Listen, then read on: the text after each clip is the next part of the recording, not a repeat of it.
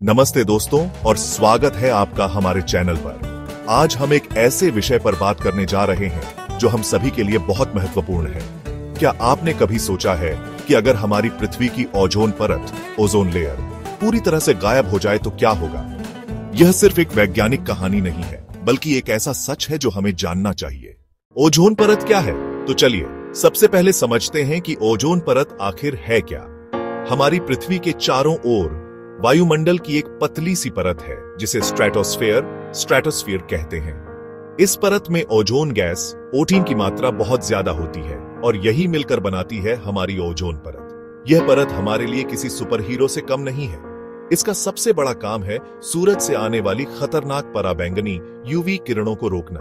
अगर ये किरणें सीधे हम तक पहुंचे तो बहुत तबाही मचा सकती हैं। अब कल्पना कीजिए कि यह सुरक्षा कवच अचानक से गायब हो जाता है। क्या होगा? जीवन पर सीधा असर।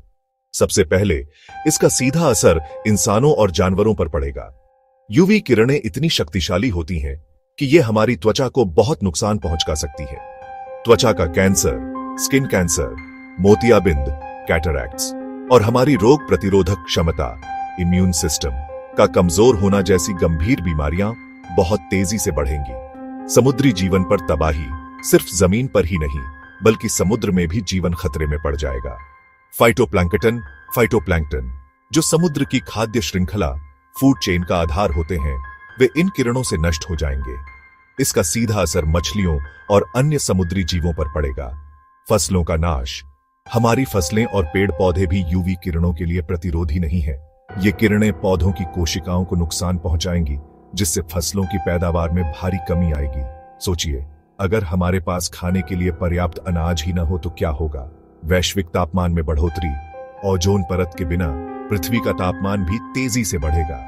यह सिर्फ गर्मी बढ़ने की बात नहीं है, बल्कि इससे जलवायु परिवर्तन, क्लाइमेट चेंज की प्रक्रिया और भी तेज हो जाएगी। ग्लेशियर पिघलेंगे, समुद्र का स्तर बढ़ेगा और मौसम का मिजाज पूरी तरह से बदल जाएगा। अब सवाल यह है कि क्या हम इस खतरे को रोक सकते हैं? जवाब है हां।